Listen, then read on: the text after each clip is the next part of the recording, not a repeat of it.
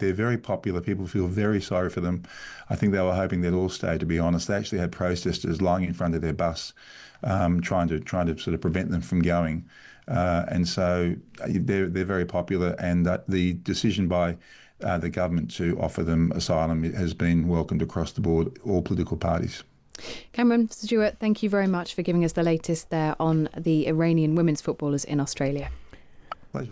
That is the chief international correspondent of The Australian. I wonder if there'd been a man's team, would it have been the same? Let's find out more about the situation of the Iranian women's footballers in Australia.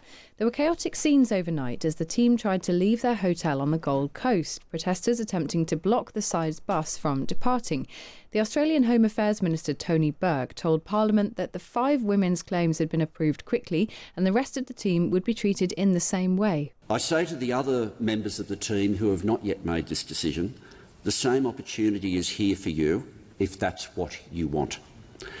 Once everything had been signed off last night, there were lots of photos, lots of celebrating, and then a spontaneous outcry of Aussie, Aussie, Aussie, oi, oi, oi from the newest Australian residents. These women are great athletes, great people, and I say to them on behalf of the government, on behalf of the parliament, and I suspect on behalf of the whole nation, to them, welcome home. Well, let's get more now from the chief international correspondent of the Australian newspaper, Cameron Stewart. Good morning. Good morning. Can you explain to our listeners why 5 women's claims have been approved, but the others, presumably, have they not made a claim or are they not going to make a claim?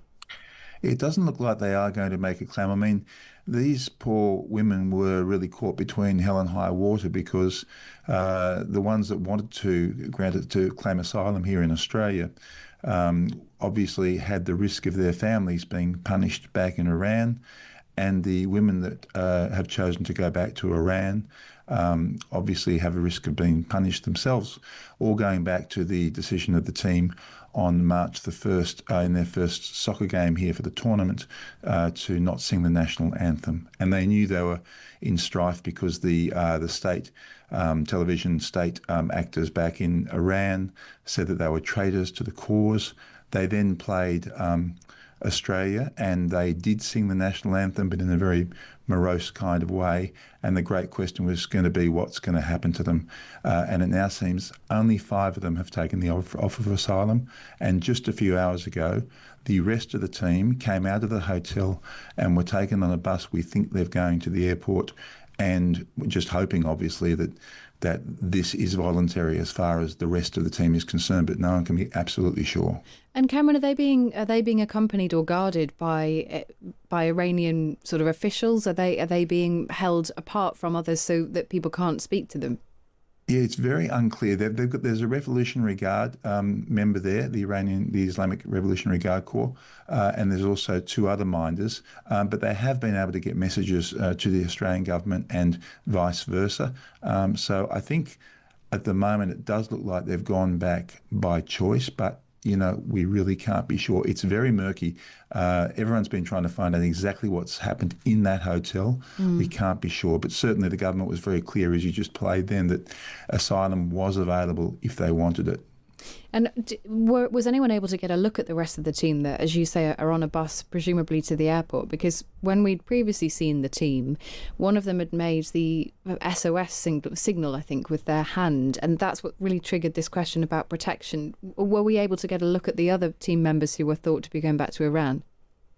No, we weren't. And so we saw them going onto the bus this afternoon, but that's the first time we'd seen them in that detail. Yes, we presume that I think there were 2 female soccer members who actually did that sign, and presumably they are among the 5 who claimed asylum. And we had drama overnight as well, because Donald Trump actually sent out a fairly sharp criticism of the Australian government in the middle of the night here in Australia, saying, we understand you're forcing them to go back to Iran, that's unfair.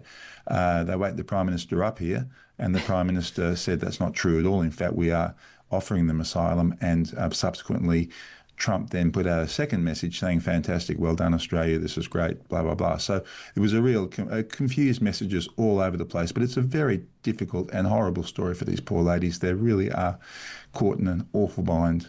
And Cameron, is that the reflection of the public mood? Are people generally very pro giving these Iranian sportswomen asylum? Hugely. They're very popular. People feel very sorry for them. I think they were hoping they'd all stay, to be honest. They actually had protesters lying in front of their bus, trying to sort of prevent them from going. And so they're very popular. And the decision by the government to offer them asylum has been welcomed across the board, all political parties. Cameron Stewart, thank you very much for giving us the latest there on the Iranian women's footballers in Australia. Pleasure. That is the chief international correspondent of the Australian. I wonder if there'd been a men's team, would it have been the same?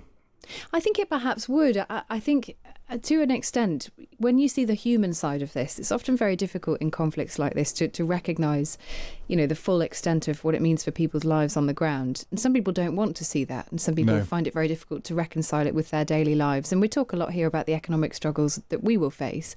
But there are a lot of people in Iran right now who are facing much, much more difficult struggles than that.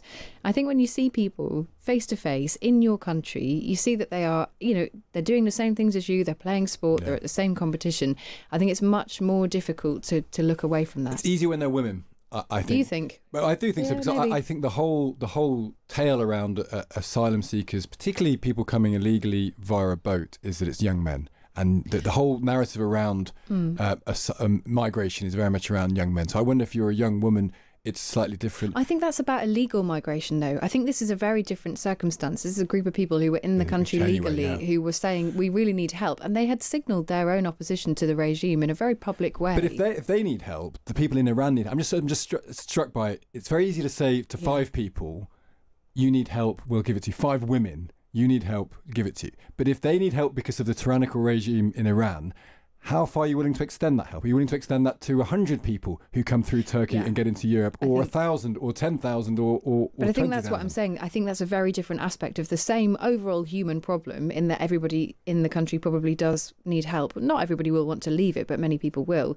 I think the difference is between illegal migration, which most people feel very strongly about, and the idea of giving somebody asylum when they're in your country and they've staged a protest. There's no means of legal migration legal asylum seeking coming from Iran at the moment. Yeah, but I think if you think about the reaction of this country to people from Ukraine, for example. Well, that's why I'm so interested in it, because Ukrainian, European, white people predominantly, that sets a whole set of issues in people's minds. Women, I think, sets a different set of issues. Yeah. When you're then talking about people of colour who are young men, that seems to be slightly different in people's collective minds. And rightly or wrongly, I'm just saying that they are different categories when people consider. There is definitely an element of truth to that.